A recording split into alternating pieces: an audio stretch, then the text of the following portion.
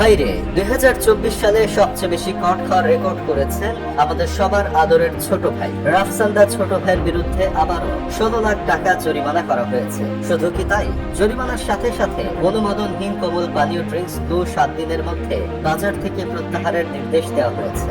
ভাই আপনারাই বলেন, এই বিষয়টা কি মেনে নেওয়া যায়? এটা তো রাফসানদা ছোট ভাইয়ের প্রতি খুবই অন্যায় করা হচ্ছে। যে জিনিস ভালো সেটার আবার অনুমোদনের কি দরকার? আমি গর্বের সহিত বলতে পারি, পুরো পৃথিবীর মধ্যে যতগুলো ইলেকট্রোলাইট ড্রিঙ্কস আছে তার মধ্যে সবচেয়ে জঘন্যতম হলো ব্লু।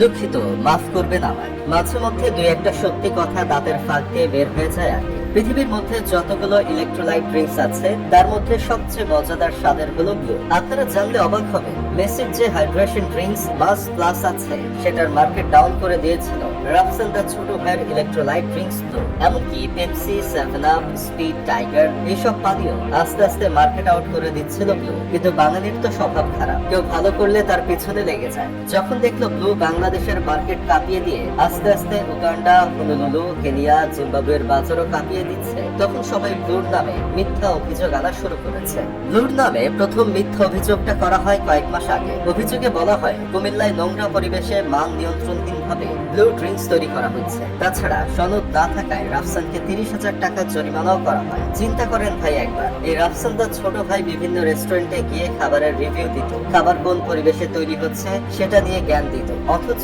নিজের পণ্য তৈরি হয় অস্বাস্থ্যকর পরিবেশে। মাঝে মধ্যে ইচ্ছে হয় এই সকল চুল পাকনা কন্টেন্ট ক্রিয়েটরদের কদম জোড়া দরজার চিপায় রেখে দরজা আটকিয়ে দেয়। দুঃখিত, আমায় অনুগ্রহ পূর্বক আবার মাফ করবেন। ভুলবশত আবারও সত্যি কথা মুখ দিয়ে বের হয়ে গিয়েছিল। যা বলছিলাম, ভালো জিনিসের সনদ থাকার তো কোনো দরকার নাই, আর সেলিব্রিটিদের কোনো সনদ লাগে না। তাছাড়া প্রতিদিন অস্বাস্থ্যকর ও ভেজাল জিনিস খাইতে খাইতে বাঙালির পেটের অবস্থা এমন হয়ে গেছে যে এখন হুট করে স্বাস্থ্যকর ও বিশুদ্ধ জিনিস খাইলে বাঙালির পেট খারাপ হয়ে যাবে। এই জিনিসটা মাথায় রেখে রাফসান নোংরা পরিবেশে মান নিয়ন্ত্রণ ভাবে ব্লু ড্রিঙ্কস তৈরি করছিল, অথচ নির্বাহী ম্যাজিস্ট্রেট ও সিনিয়র সহকারী কমিশনার ফারহানা নাসরিন কিছু না বুঝেই ছোট ভাইকে 30,000 টাকা জরিমানা ধরল। তারপরও 30,000 টাকা মেনে নেওয়া যায়, কিন্তু এখন 16 লাখ টাকা জরিমানা, তার সাথে 7 দিনের মধ্যে বাজার থেকে ব্লু প্রত্যাহারের নির্দেশ। এটা তো কোনোভাবেই মেনে নেওয়া যায় না। আমি এর তীব্র নিন্দা জানাই। সবাই বলেন আলহামদুলিল্লাহ।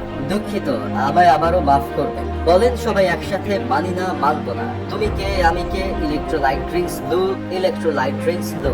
কিছু কিছু গণমাধ্যম থেকে জানতে পেরেছি রাফসানদার ছোট ভাই জরিমানা 16 লাখ টাকা পরিশোধ করেছে। শুধু তাই না, ছোট ভাই রাফসান 300 টাকার স্ট্যাম্পে অঙ্গীকার করেছে সে এমন ধরনের ব্যবসা আর করবে না, আর 7 দিনের মধ্যেই বাজার থেকে সব ব্লু তুলে দিবে। আর এটা শোনার পর থেকেই আমার বন্ধু কেরামত খুব চিন্তায় আছে। কেরামতের দাবি, দেশের যত আঞ্জাখোর, গাঞ্জাখোর, ড্যান্ডিখোর সবাই ছাইপাস খাওয়া বাদ দিয়ে ব্লু সেবন করে পিনিকে থাকবে। এখন যদি ব্লু মার্কেট আউট হয়ে যায় তাহলে তাদের কি হবে? এমনকি কেরামতের নিজেরও নাকি ব্লু না খেলে সকালে বাথরুম ক্লিয়ার হয় না। এই সকল মানুষদের জন্য হলেও ব্লু মার্কেটে থাকা উচিত।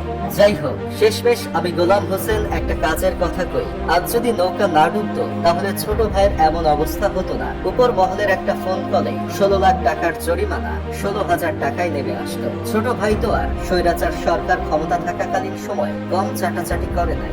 আজ নৌকা না ডুবলে ছোট ভাই কট খেত না।